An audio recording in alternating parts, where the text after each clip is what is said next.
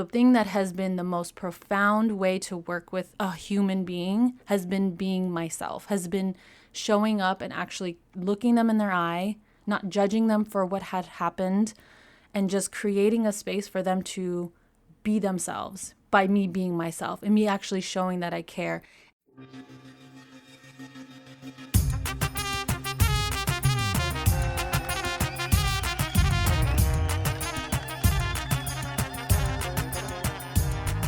Hi friends, it's Steve, and welcome to episode 59 of the Assyrian Podcast. Thank you for being a part of our worldwide family of Assyrian Podcast listeners. We all have challenging and difficult circumstances to deal with.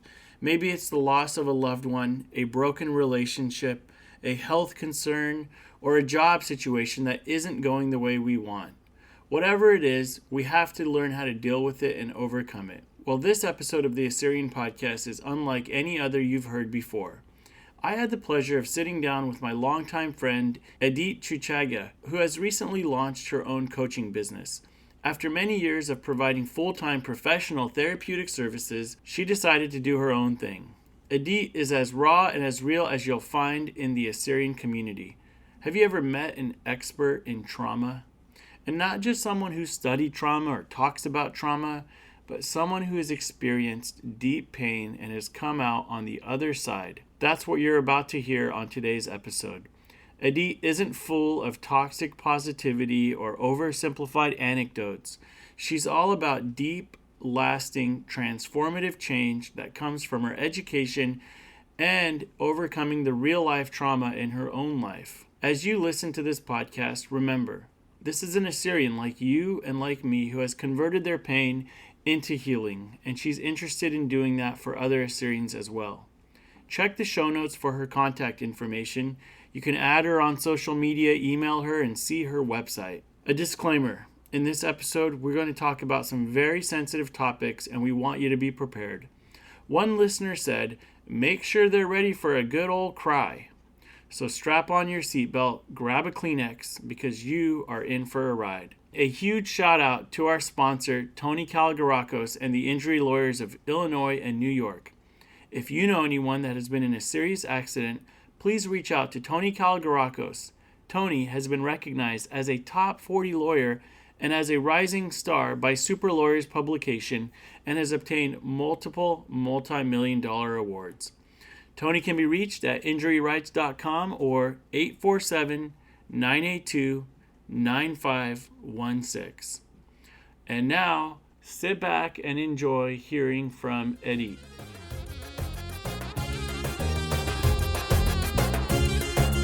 I'm going to throw a curveball at you. Let's talk about your name, Eidit. Because we didn't even mention that. How did you get the name Eidit? First of all, it's not Eidit. It's Eidit. That's so Americanized. It's Eidit, right? It's Eidit, yes. My mom has different stories of how it came to be, but depends on who you ask in our family. It was a rhythm to our whole, like, my sibling set name. Mm-hmm. So, Yvette, Odette, Eidit. It just has a little ring to it, and one of my aunts just came to the hospital and was like, you should name her Eidit, and it all just rhymes. So I like to tell the story that I'm named after Edith Piaf. Who's Edith Piaf? Steve, come on. I don't know who Edith Piaf is. She's a French singer who came from hardship, who then made it and I'm supposed big. To know who that is. Yeah. There was a whole movie about it. Vie en Rose. Never heard of it. What? It's like in every... All right, I'll get you to listen to it after this podcast. I'm sure many of the listeners are like Googling it right now. They've all pulled over and they have to find out who this person is. As they should. So I've known you pretty much my whole life. We grew up together in Turlock and then we reconnected in the Bay Area. And I've got a bunch of stuff to talk about. One of the things I know about you is that I would classify you as an expert in trauma. And for me, learning about that about you has to do with whenever I've gone and read any of your material, I've looked at your posts on your social media. It isn't that you just talk about trauma. Some of the ways of healing, some of the tools that you give people for how to deal with trauma, they tell me you've been through trauma and you've overcome trauma and you've processed that. And so what I wanted to do for the Assyrian Podcast listeners is talk about the trauma you've been through and then talk about how you help people who have been through trauma. Yeah, big loaded question there. Let's just start off kind of with some lobs and some easy dive deep. ones. Yeah. Hey, I can dive in the deep end All right. with no floaters on, and I'm good. So for me, I mean, trauma started before I was even born, right? Like my parents grew up in Iran, war-torn country.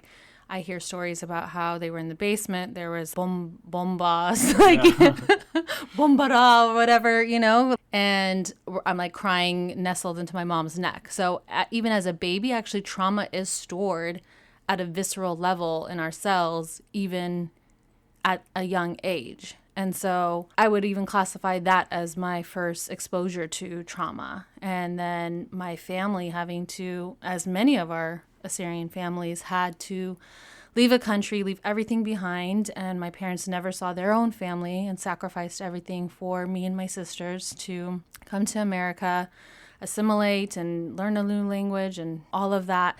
There is some trauma there. Trauma is anything that changes the brain to be on fight or flight.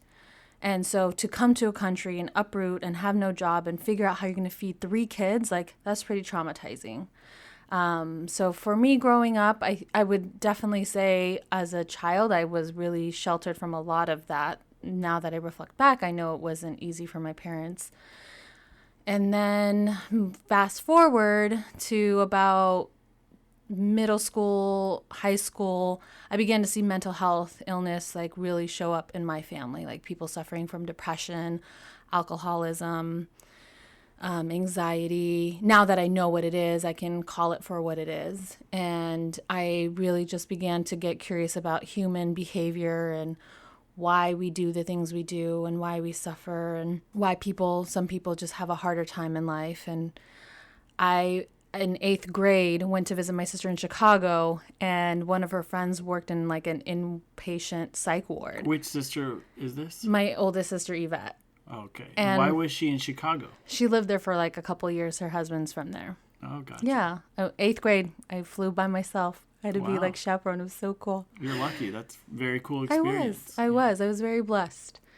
And I literally wanted to spend my summers in this inpatient psych ward with my sister's friend who worked there. And I was fascinated about like just how the human mind worked and how people were just like really struggling. I don't know why I was drawn to human suffering at such a young age. And fast forward again, I got into college, got my BA in psychology naturally. I was, again, just wanted to learn more about human behavior.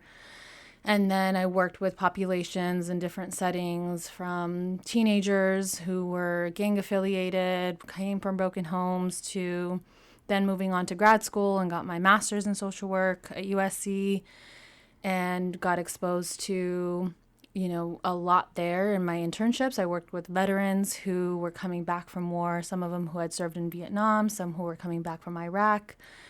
And by the way, sorry to interrupt, but for those of you, USC, University of Southern California, Go that Trojans. is one of the prestigious universities in the United States, right?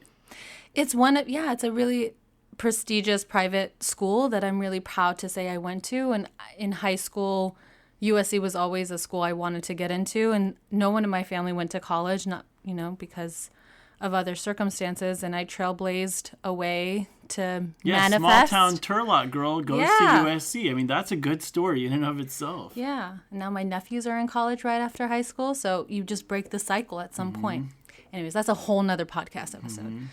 But no, I think it's inspiring to know that you were able to pick yourself up, move, with that background, and then go get your master's from USC. I mean, that's pretty amazing. Yeah, thank you. Yeah, I left at 22 with my dog Romeo and waved to my family from Turlock in the rearview mirror and drove straight to LA. And fortunately, I have family there, so it didn't feel too much of like a crazy shock to uproot. But yeah, working at my internships there, I got exposed to like vicarious trauma. So other people's pain and other people's suffering. I was just always planting myself in communities and populations who had seen the worst. Like I worked with women who were reintegrating back from jail into their community, who had suffered so much abuse, from sexual abuse, mental abuse, emotional abuse, from their families, from their husbands, and were trying to figure out how to live again and how to be in society again after having been in jail, for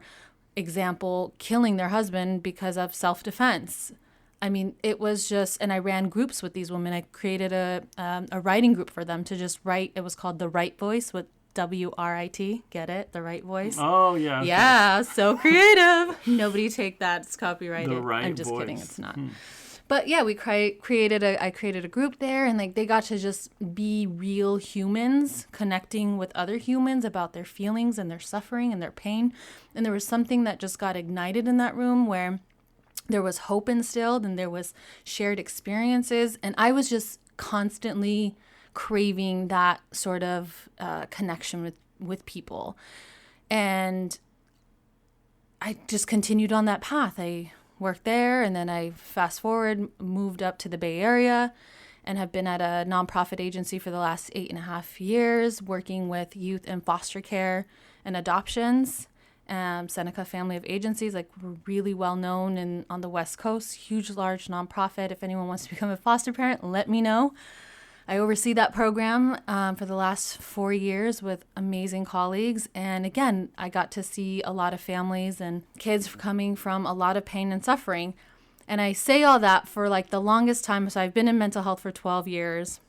And this whole time I'm thinking I'm here to help people, connecting back to my own fascination with human behavior. And it wasn't until actually I experienced my own trauma, like actual adult life trauma, where I felt depression and I felt anxiety. And then I realized I got into this field to ultimately help myself. Like, I ended up being my own client. Like, God planted me in a very early age in these communities and these peoples and the stories with them to ultimately like come back and really save myself. And that's why I'm here today, able to talk about it, and so passionate and on fire about changing the story about trauma. And it can be one of triumph and be one of finding the purpose in your pain, that your pain and your suffering doesn't just have to stay there. It can be moved. It could be changed. It can be transformative. And no one on this earth, I've come to know, has been free from a suffering experience. So the people you've met and the experiences you've had, give us specific examples of the kind of trauma you've seen. Like, you mentioned women who had murdered their own husband or killed their own husband in self-defense and then had to spend time in jail. I mean, those are the sort of experiences that leave you mystified, is a light word to use. You're not guilty, but you are guilty, where there's two sides to the story and there is no real closure or resolution. It's just sort of a senseless situation. So is that the kind of thing that you've dealt with? I mean, that's just a little piece of much. Tell us more, because there's stories from people who have experienced being raped by their own father, who got impregnated, who then had to have an abortion at 13. And so you've actually... I have met and dealt and like done therapy with people that have had that amount of trauma in their life. Repeated trauma. I have had kids who have, by 5 years old, were molested and raped by their grandfather. Or it's usually always somebody in that circle that knows the kid, that has access to them. I mean, those are the most horrific kinds of abuse, I think, for a little kid to have their entire childhood robbed of them. And your training and background has helped you to systematically, intellectually, professionally approach how to help people get through those conflicts? Yes. Pain, yes. trauma? Yes, but I would say more than that. Yes, I went to school. Yes, I have a degree. Yes, I'm licensed. Yes, I can diagnose people. But the thing that has been the most profound way to work with a human being has been being myself, has been showing up and actually looking them in their eye, not judging them for what had happened, and just creating a space for them to be themselves by me being myself and me actually showing that I care. And someone had said this a long time early in my career, and it's always stayed with me. They said interventions don't change people. People change people. We ultimately are inspiring one another to heal, to be better, to let go of shame and guilt, and to move forward, and to be inspired, and to live, and to let go, and to find God, or whatever it is. Like, we are ultimately the intervention. And there's so much we can go with that based on our own culture. I want to dig deep with you because I know you're the kind of person I can. Yeah. And I want to ask, like, you don't need to share specific examples, but whatever you feel comfortable with, tell us about, you said that being with all these patients over a number of years helped you then realize like how much trauma you had been dealing with and how much pain that you were going to get healing from. Tell us both what you've experienced pain and shame and trauma from, and then how you've processed and where you are now with a lot of that kind of stuff. Because I think that's something we can all relate to. Yeah. So for me, death has showed up a lot in my family. People have, my earliest memory of someone passing away who was close to me was my cousin Paul in 8th grade, who was shot and killed at like 10 years old on the freeway in the backseat of his mom's car. Profoundly changed. Had nothing to do with it. It literally was. Had nothing. It was like at the time in LA in the 90s where there was tons of drive-by shootings that were happening.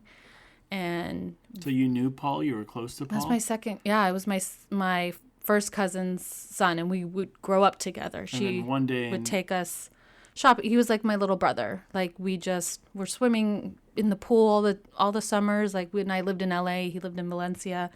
Yeah, we grew up together. And then in 8th grade, I heard that, he passed, and I wasn't allowed to go to the funeral because I was young and my parents didn't want to expose me to that. And I remember being really mad and upset that I couldn't go and pay my respects. Like, at that young age, just being sheltered, and I understand to a degree why, our parents shelter us from things, but I wish I had gone. But I remember that stayed with me. So that happened in 8th grade. That was my first taste of real death. And that impacted me a lot. That was someone who was my age and I had known, and all of a sudden something that was horrendous, out of anyone's control, happened. Were you able to process? I mean, for what? I was like 12. For what I could, Did your parents have you see a counselor or no, anything like that? No. It was just like, it happened, and we're going to pray about this? Yeah. And it wasn't until I was an adult and moved to LA that I went to his gravesite for the first time and completely broke down, and got to visit his site, and so that was my early experience. And then in 2006, the night before Christmas Eve, basically, I remember we got the phone call that my grandma passed away, and this was my only grandparent I actually knew. I didn't have a relationship with any. That was 9th grade? No. In 2006. Oh, okay. Christmas Eve.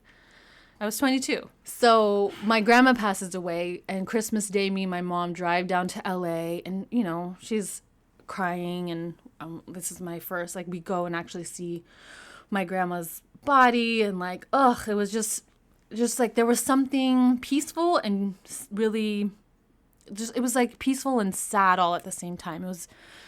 And I did the eulogy. I wrote the eulogy for the priest, and then I gave a speech, and that was the first of 5 eulogies I've given so far in my life.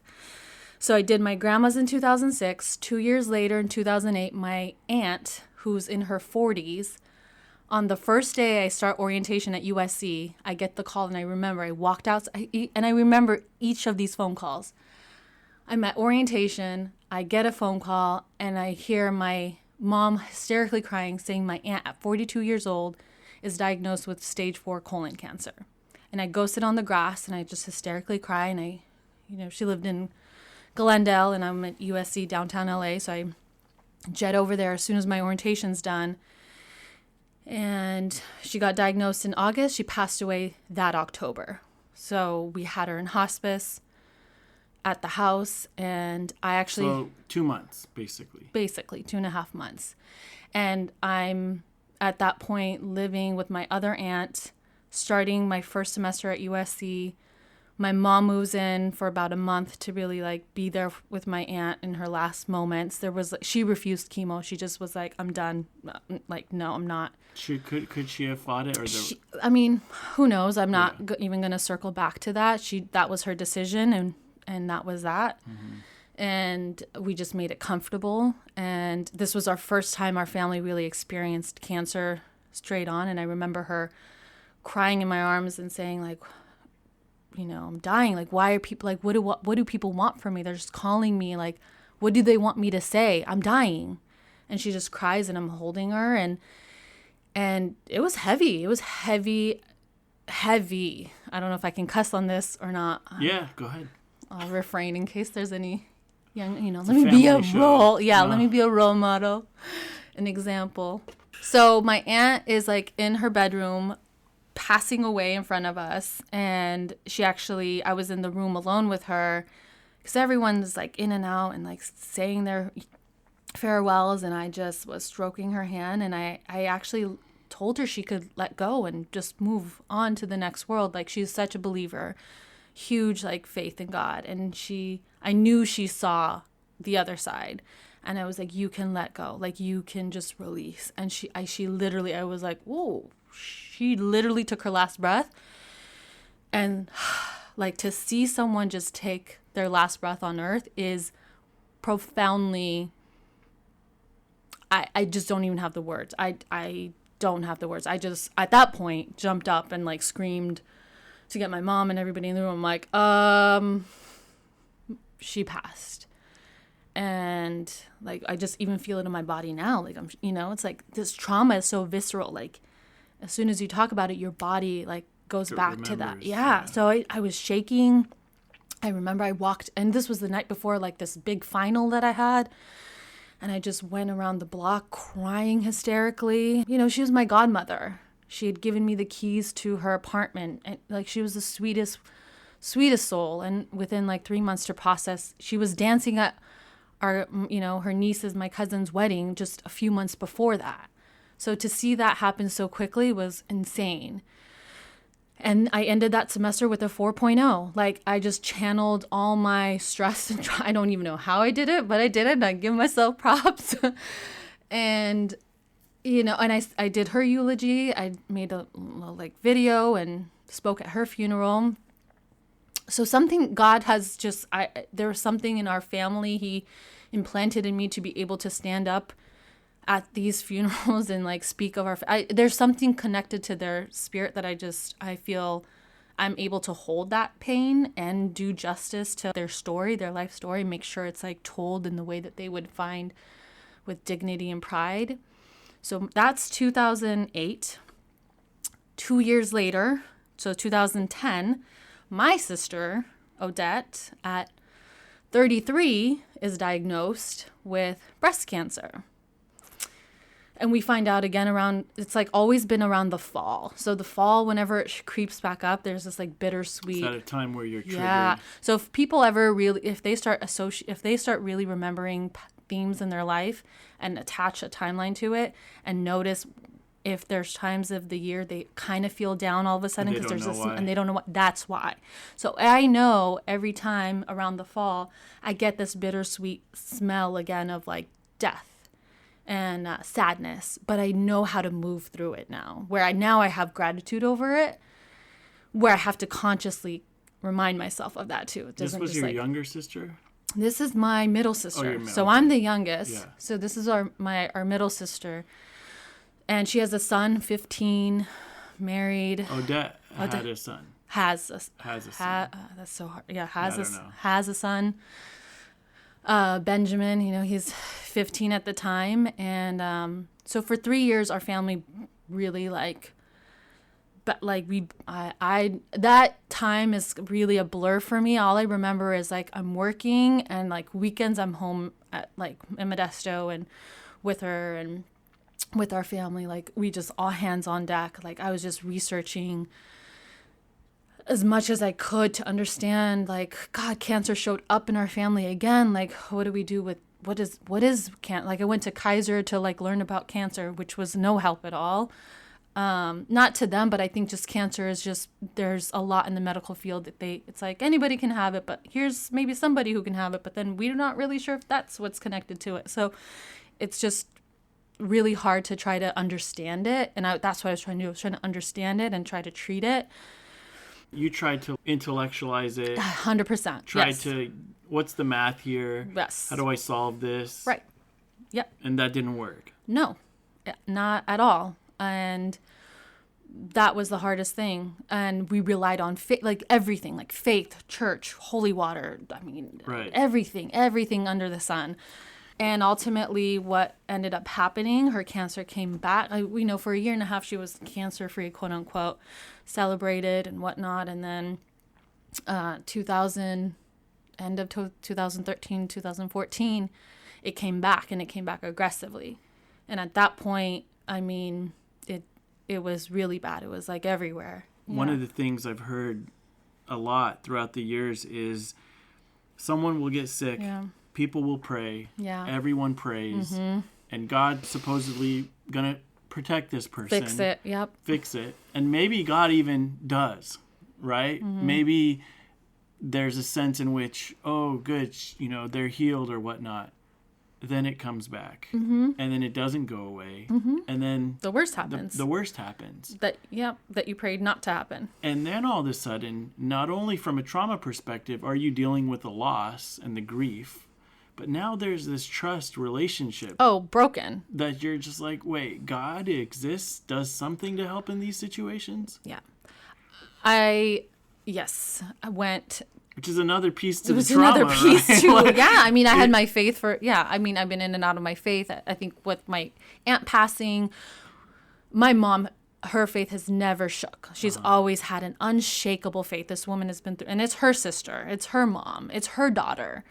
And I'm not done with our losses. Like, so there's more. And to see her unshakable has been a beautiful testimony to me. And yet you would argue, I think, just to be clear here, because it's okay that trauma would lead someone to say, you know what, I'm done with it. Oh, God, yeah. I actually think it's healthy. I think I needed to be mad at God because it actually ultimately led me. He never stopped loving me. Like, I think that's what is beautiful about our relationship with him, is that we can steer off and we can be mad. And when we get to a point where, and hopefully if we get to that point, we can return back to him. And ultimately that's what happened to me.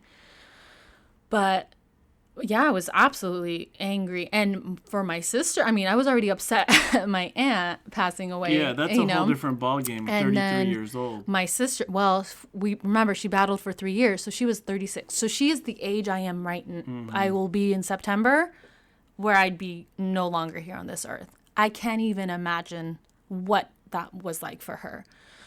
So on 4th of July, I mean, it got to a point, long story short, she had to go to hospice, and it was me and her husband having to make arrangements and plans, and like, if she goes into, do we resuscitate, like making plans at that, when you're in that state, whether to resuscitate or not, like, because she can't make decisions at that point. That shit is, I'm sorry, here that's organic. There you go. That is, no, we had actually hard. We had a trauma nurse on the show named Nardine, who lives in Phoenix, Arizona area, and she talked about how, especially with our grandparents, we ought to figure out from them well ahead of time, when do we pull the plug? What do you want us to do? Mm-hmm. Get all that squared away, because if you're gonna wait, it's dying with dignity. Yeah. So now I know that. Back then. So you were in the throes of they're asking you for floral arrangements, and how many chairs you want at the hall. How much in our culture do we talk about death and dying and like it being like a peaceful conversation? It's not. It's morbid. It's depressing. It's people. You must be cursed. Yeah, or like at the funeral, like Aina Mkhila. It's just horrible things I also heard. But for that time, it was really challenging and hard. One of the hardest things I've ever to this date experienced. And I laid by her bedside for 3.5 days straight till her last breath at 2-something a.m. in the morning on July 4th. I rushed by her bedside. As soon as I heard the nurse say she's taking her last few breaths, I like grabbed her hand and I wished her well into the next life. And that was it. I had before that facilitated conversations with each family member coming into the room to talk to her and say their goodbyes. She was she was on so much morphine, so she wasn't conscious, but she could hear us. And when her son came to talk to her, you could just see tears on the corner of her eyes coming out. But there was times she would come in and out. There's something about the people who are passing on to the other world. They start picking. Mm-hmm. Because they have one foot in the other door, in the other realm, and one foot here, and they're starting to like realize, are they here? Are they not here? And it was a surreal experience to have, but I learned a lot about death and dying at that time, and ultimately the years following that, I fell into a huge depression, like gained weight, ate emotionally eating. Robotic, like all I remember was like going to work and like making it through the day to come home to like watch Orange is the New Black, or like what is like my next Netflix binge. And so your master's degree wasn't necessarily giving you the tools, or you're like, no, this was a good way. I needed to binge. I needed to go through that. I'm glad I gave myself those. I mean, I'm not one to go back in my life and regret anything. I think things play out the way they're supposed to play out, and I trust the process and I trust the journey God leads me in. And I actually think pain is a growth opportunity. Like, it's okay for us to feel our feelings, and I allow myself and give myself permission. Were there times I could have, not gone so dark, but I think now I know that there was purpose in that, because I had to go to the darkest place that my clients had gone to, that I know people go to now. Like, did I have thoughts of suicide? 100%. Yeah, I was my whole family changed after that. What I knew of our family, every Christmas together, her birthday's on Christmas, 4th of July, I would hate hearing fireworks. I kind of still do. But now I see it as like she's, shining her light in the sky. But to go to that deep place where I'm like, okay, do I turn to drugs? Do I turn to alcohol? Do I just kill myself? Like, the only thing that kept me really sane was my network, like my family, my friends being there, loving me through.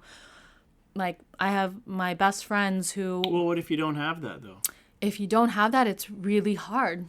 I build that community, go to a support group. You need people. You cannot isolate. You cannot isolate with that amount of pain. You will turn to... What if you show up to those communities and you're like, I can't connect with any of these people? Then find us. There is always a community out there. There's always a community ready to love you, whether it's at your church. Force yourself to go. What if you're like not a believer? I believe people will, when you get that desperate and you're not going to end your life, the thing is, there's help out there. When someone is in such a dark place and they have no network, and the other thing that's important is, I was going to say, was not only my network, but my faith. Even though I was mad at God, there was something deep down that I just couldn't go fully and end my life. There was more that I knew was going to be on the other side. I just needed to go through these growing, like, suffering pains. And I turned to what I knew sometimes it was just moment to moment. What is this moment? What can I do in this moment to get me to the next moment? And sometimes it was just to breathe. It was just to cry. It was just to lay in bed. It was to talk to a friend. It was to pray, but like to be mad at God, and to just, there was different things that I just did. I honestly also really blank at those years. It was a blur. It was a horrible time. Ultimately, I got to a point where my depression got so bad I had to just tell my husband, because I was the heaviest I'd ever been. I was not fulfilled in life. I was just robotic at work, and I knew there was more to me than that. And I'm diagnosing people. I'm diagnosing people with like depression and anxiety. And I'm like, I literally took out it's called the DSM, Diagnostic Statistical Manual. But like, I took that out and I showed the You're like, wait, depression this is me. I was like, Abraham, look, like I am meeting 5 of the 9 criteria. Like, I am clinically depressed. And that was last year, actually, June 14th, 2018. And I decided that night he helped me. Like, what am I doing next to really like kind of act, like get myself out of that? And we made some next steps, and I'm really big into alternative healing. So I went and had like a cupping session on my back, and those are, I always see those pictures. Oh, it's so good. It's so good. So I went to, God works in mysterious ways, how that worked out, but it was like divine timing. And I just dedicated from that point on. For people who don't know what cupping is, can you give a brief description? I mean, they did it in Edom. Like, my mom tells me that's what they used to do. Assyrians are all over the world. That's true. So it's like, it's a ancient Eastern medicine. Well, not medicine, but like they take actual cups, and they're special cups, but they light a flame and a little bit of alcohol, and they put it, really you could put it anywhere on your body, but I put it on my back, and it releases tension. And when they cup, it's like literally the cup goes and it sucks up your skin to move your blood around, so it doesn't stay stagnant and still, and you get more oxygen, and it releases tension. And then after, some time, they take the cups off, and it feels so much lighter. It works for me. You got those big bruises? It's just some discoloration on your skin. It doesn't hurt. It really doesn't. I highly recommend it. And I dedicated to 12 weeks of transforming my life at that point, which meant I woke up at 5 a.m. I meditated every morning, including prayer, went to the gym, did the steam room, thought about what I wanted in life, really starting to cultivate gratitude and having a different relationship with my pain, and noticing that, and having different narrative scripts, everything that I would tell clients to do and people to do. And I was doing on myself to get myself back into feeling alive again. And 12 weeks was what I committed to. 5 weeks into that, I get a phone call on my way to my best friend's baby shower that I'm hosting that my dad passed away. And that was totally unexpected. 100%. I mean, my family for sure, your family will never be the same after an immediate family member passes from that. Like, you just... It changes the identity. It changes everything. Everyone grieves in their own way. There's a piece that will always remain void. I don't care what anyone says. Like, if you've experienced an immediate loss in your family, like, you understand what I'm talking about. That's what happened to my family. My parent, especially Assyrian parents having to bury their own child. Like, we are their life until their last breath. And so I don't know how much it suffered my dad to have to bury his own daughter. Like, I know to some degree that was part of what, led to him passing and wanting to move on into the next world with her. But I got that phone call, and it was, again, I just remember that day vividly. It was awful. I just, don't even have the words, but... It's still fresh, right? It's still fresh, yeah. It's less than a year. My dad passed away. So I'm there for my family. This is the first time I'm actually really involved in the funeral arrangements. I had done also my sister's eulogy, spoke at her funeral. And then it came to my dad's. So after my sister passed, 6 months after my sister passed, my aunt on my dad's side passed away. Then 6 months after her, my uncle in LA, who I'm super close with and love and adore, he passed away from lung cancer. Did his eulogy and spoke at his funeral. So again, it was like back to back losses. A lot of grief. A lot of trauma. Grief, a lot of grief. And like anytime we felt like we got out of it, someone else had cancer and someone else died. And anyway, so once I dedicated to that process, I think had I not done the 5 weeks to just get myself ready for this phone call, I don't know where I would be today. So I'm very grateful that I did the work internally to like work through my sisters in those 5 weeks to dedicate and have a different way that I can show up with the grief. And I think after having experienced so much loss, like my dad's it's still heavy, but I'm actually happy. Like I have happy in the sense like I am at peace with it. I'm in a good relationship with God. Like I have so much faith that they're watching over me, and there's ways that they show up. I believe in their spirit. I believe that God works in people and in signs in the world, and I just see how they've shown up. And then a few months after my dad passed away, our dog, Romeo, of 14 and a half years, we had to put him down, and he passed in my arms right after Thanksgiving. And here I am today.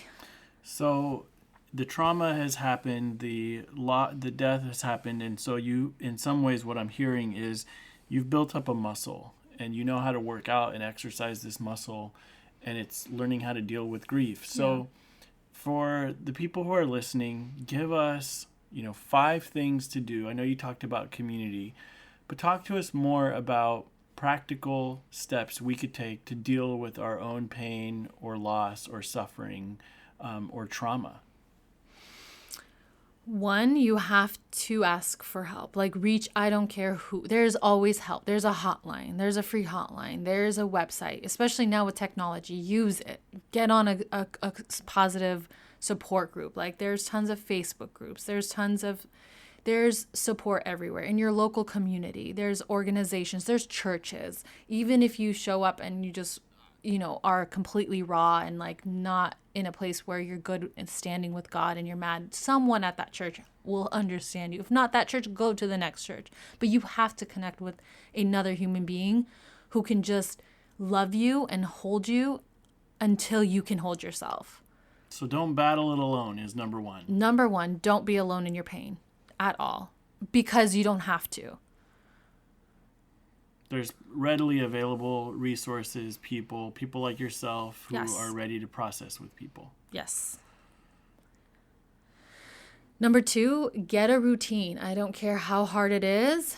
At least one part of your day has to feel like there is control and consistency that you can kind of create. So even if it's to wake up at a certain time and to be able to pray or to meditate or sit in silence or to breathe and do breath work, watch a video to show you how, listen to a guided meditation, go for a walk, move your body. What if you just want to watch old football games, or you want to just flip through mindlessly through the TV for an hour a day?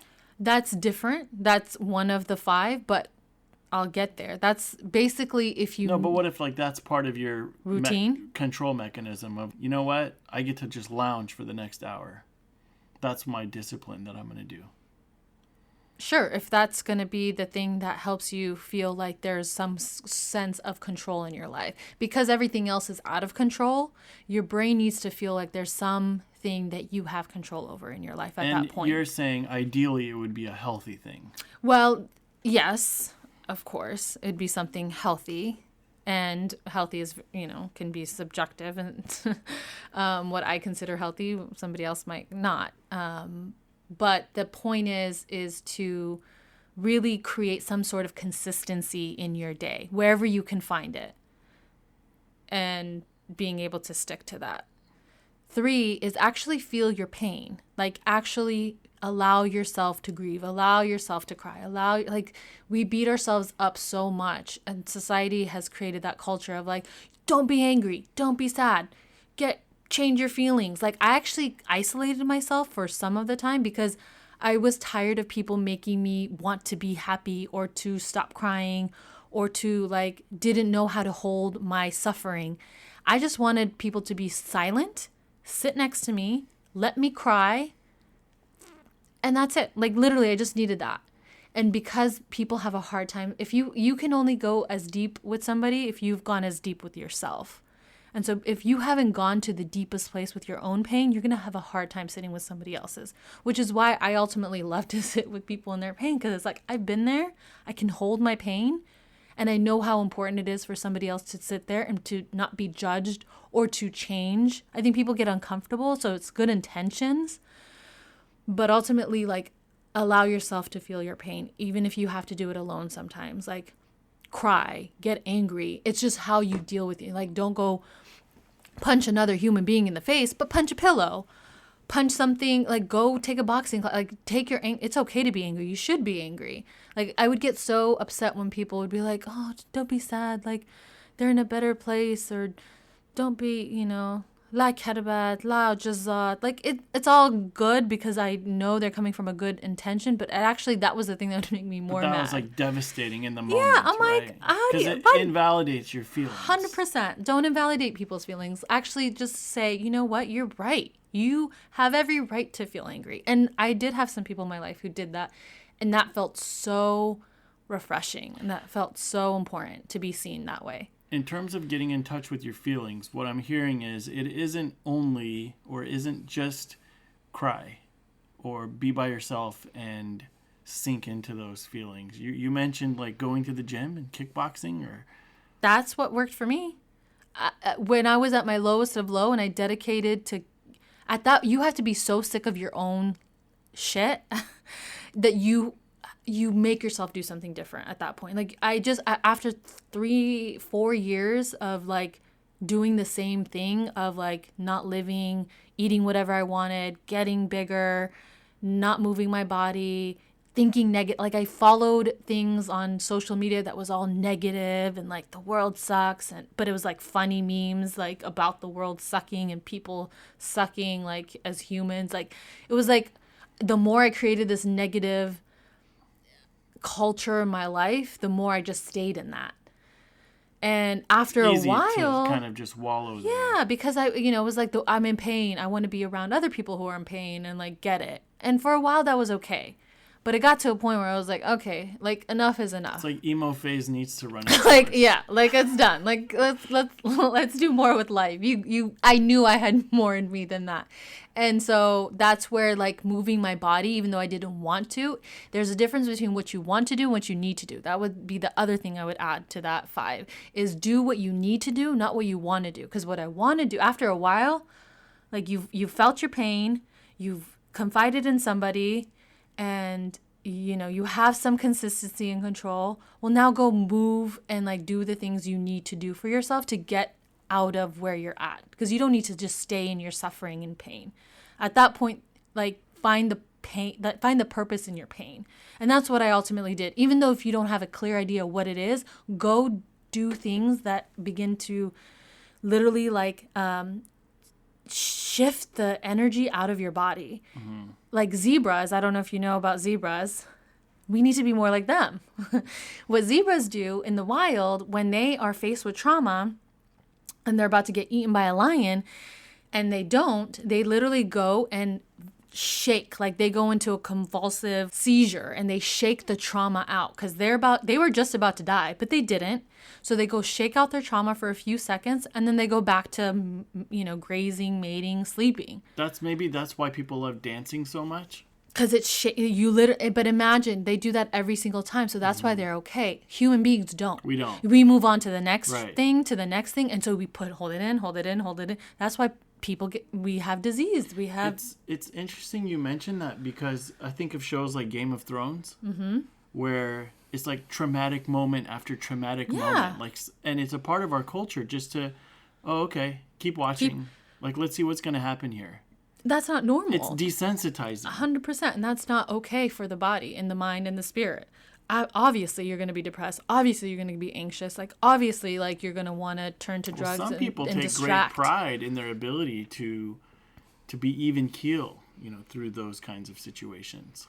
Well, if you're even keel, that means you're constantly working on taking that energy out of your body to be able to come back and to sit back into that day-to-day trauma. I mean, we're traumatized just by watching the news now. Like we have exposure to people dying, kids dying, and even if you scroll through your social media, you're seeing stuff you shouldn't see. So there's so much that we're already on to the point where we just don't even notice it. So it's so important that you actually go and do the things you need to do to shake that out of your body. So go move your body, go for a walk, where, if you're able to, like if you're not in your wheelchair bound, like there still is other ways that you can be able to incorporate that into your life, to be able to move that pain and that energy out of your spirit and out of your being. So you talked about community, not doing it alone. You talked about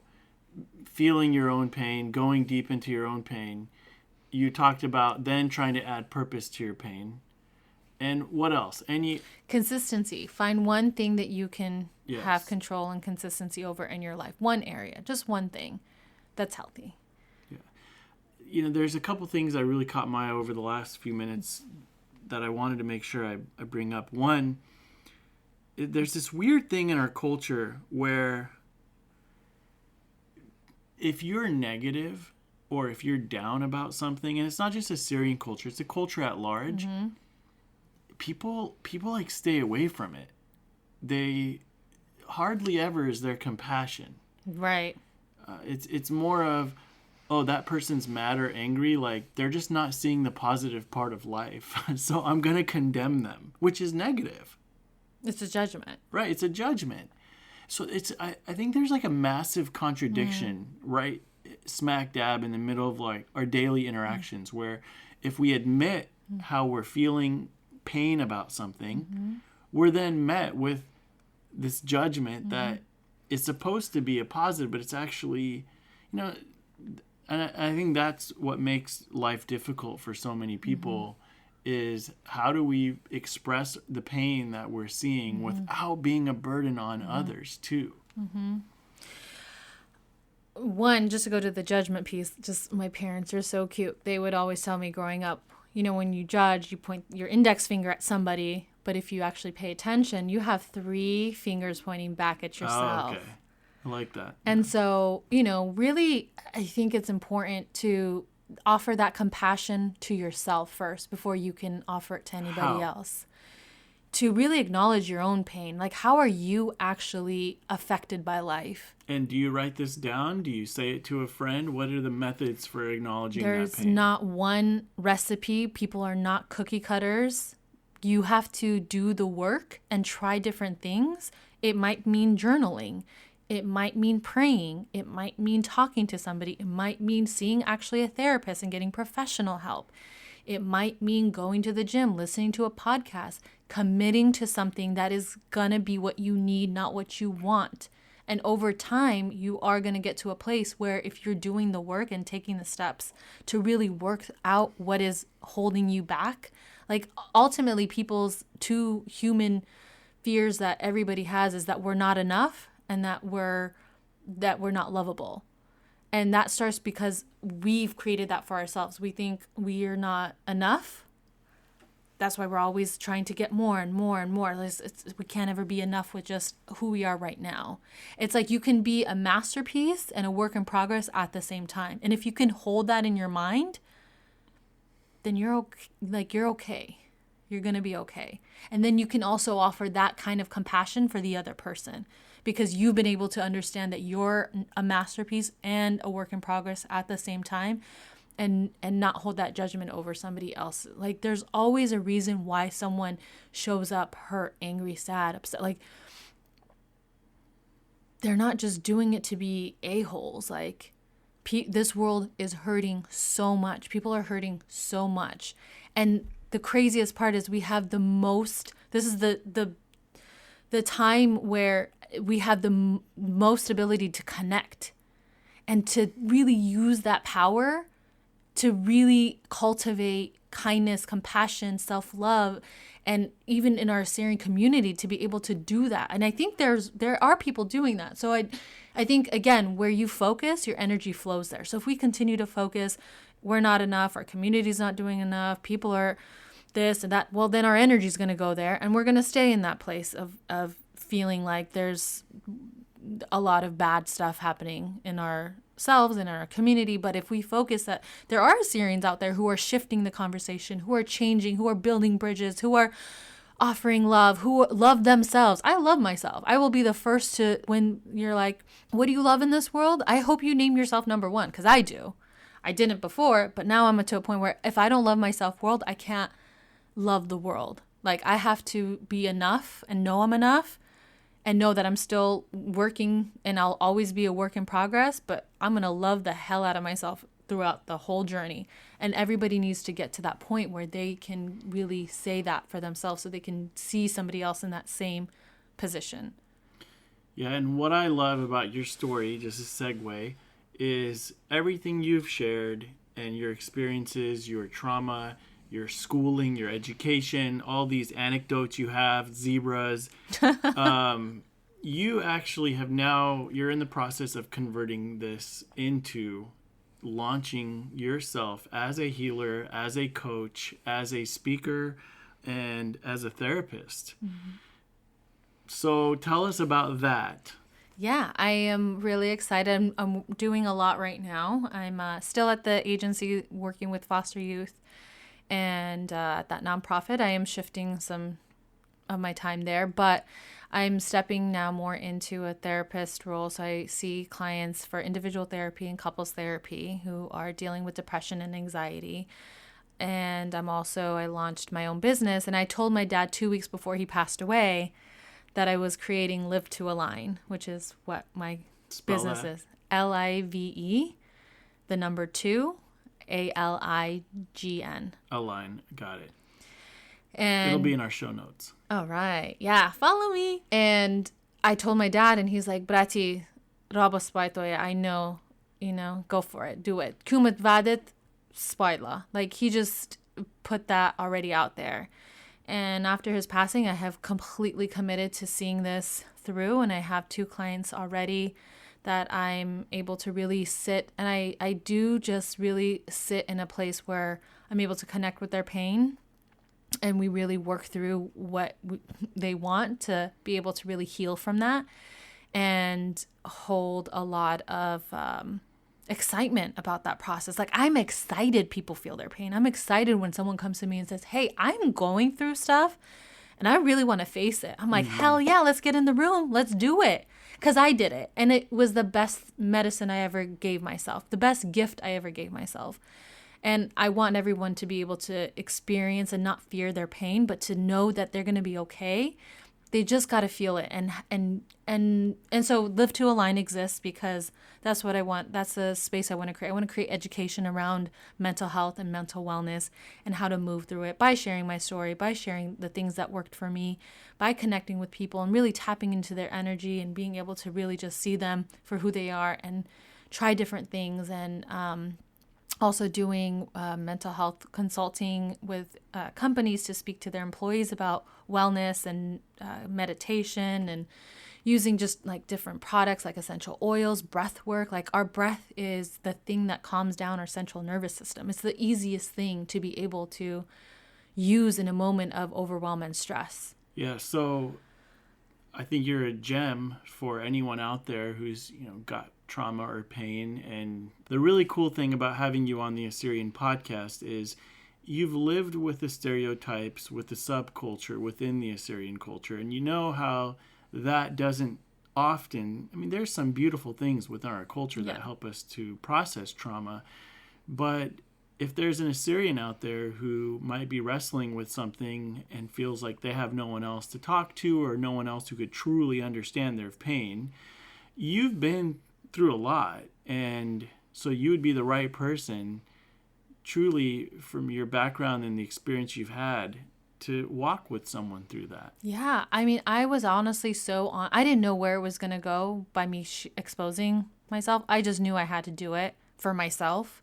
And what came of it, and I believe God works in mysterious ways. I think there's something in that relationship where, moving through that with God's grace and leadership.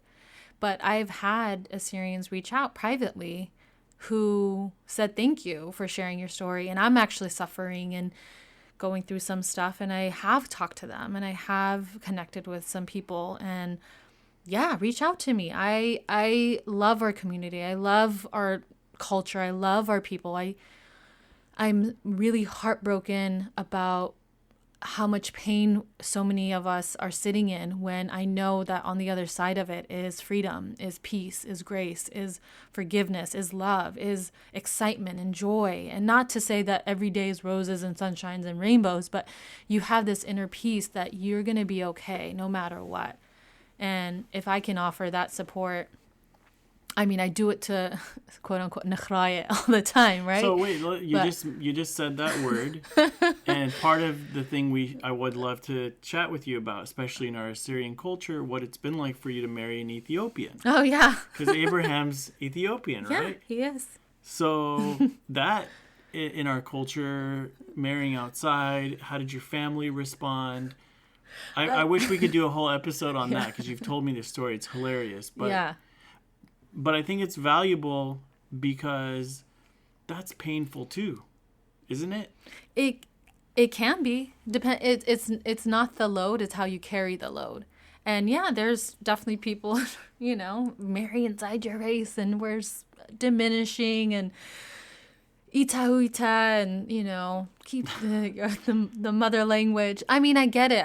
And how do you not feel, how do you process because that? I'm very, I'm so okay with living a life that makes me happy. I've really just have been okay with that for a long time, even before all my trauma. Like, I would always tell my parents, like, we're not living for other people. Like, live for yourself. You have this one life. Who cares? Like, people are going to talk no matter what. You have to do ultimately what feels right in your heart. And he was right for me. Like, he lost his mom and his dad by 22. He had to raise his brothers at 22. And so God planted him in my life. This is a guy who went through so much pain and grief already and was my rock through it all, and to this day still is. So I'm so glad I chose who I chose, and God brought him into my life. But yeah, was it hard? I mean,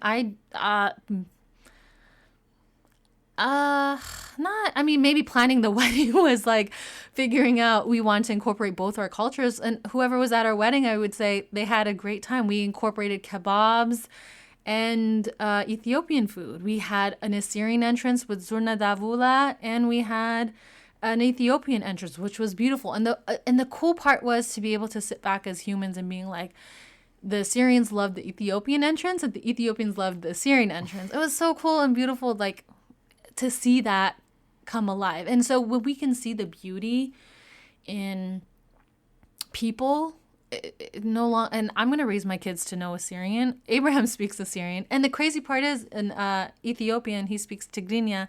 There's a lot of Assyrian words that actually cross over.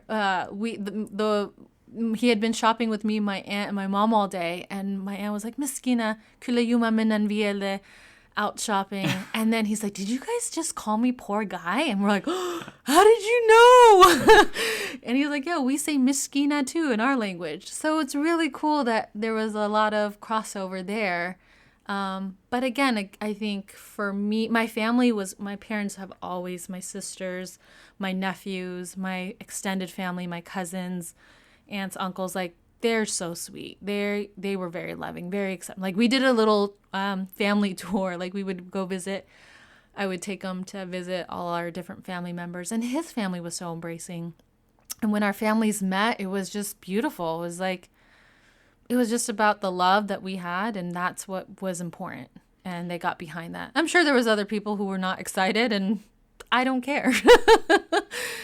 You can have your opinions, but remember, you judge. 3 fingers are pointing back at you. Love it. It's been quite a journey for you, and I'm so glad to see that you're launching fiercely and passionately, and your website has all of the offerings you have now. If I live in Canada or Chicago or New York or Australia, can I still reach out to you? Yes, absolutely. I mean, I can offer, especially with technology now, there's so many ways that we can connect. If you have internet and you have a computer, if you have a phone that has internet, we can Zoom, we can FaceTime.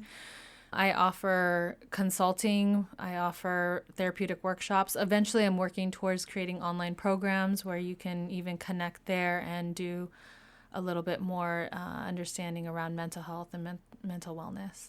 I offer a free 30-minute consultation for anyone who's interested, just to be able to... Are you going to hound us if we call you and just try to bug us to sign up or something? No, I'm just another person on the other line who cares about you. And if it's a match, I'm not in the business to convince anyone to work with me. I don't believe in that. I think this is a personal decision. And it's important to really connect with the person that is guiding your healing journey when you're in a really vulnerable place. So being able to feel like I inspire you to want to work with me or connect with me, and by offering that free consult, we can chat. If it works, great. If it doesn't, I will offer whatever resources I have to be able to say, what's out, because there's tons of free things that you can do. And I have so much of that I post on my Instagram, on my Facebook. I have a Facebook page. I'm creating a YouTube channel where I'm gonna give the community free content about what I know. So that will be there. If you want to work deeper and more personalized, if you want a personalized experience, then that's a different story, and we can talk about that and what makes sense. That's awesome, and I'm hoping, people who are listening to this, if they feel the need, that they'll reach out to you. I know I always get a sense of healing in talking to you because I can be transparent with you. I never feel judged. And I know so many of us in the Assyrian culture and in general in life, we just love having that vault and that safe place. So hopefully you can provide that to people along with all your teaching tools and tips and strategies. As we close, there's one thing I always ask anyone who's on the Assyrian Podcast, which is, if you could say one thing to all the Assyrians listening to the Assyrian Podcast, they're all listening from all over the world, what would you say to them? Ala raba biayokhunle, ana raba biayokhunvan, iket ivetun, kat كلمندي سبايتويا لا تخمنيتون بس قدما على تخمن لقاتوخن موطويا همنون بخلد جانوخن همنون بخلد خوبت علاقات ديوخن همنون قد ايتن سبايوتا جدا دنيا. And I love you guys. Eidit, Oed Basimta, Pushim Shena. Pushim Shena. Thank you, Steve. Yeah.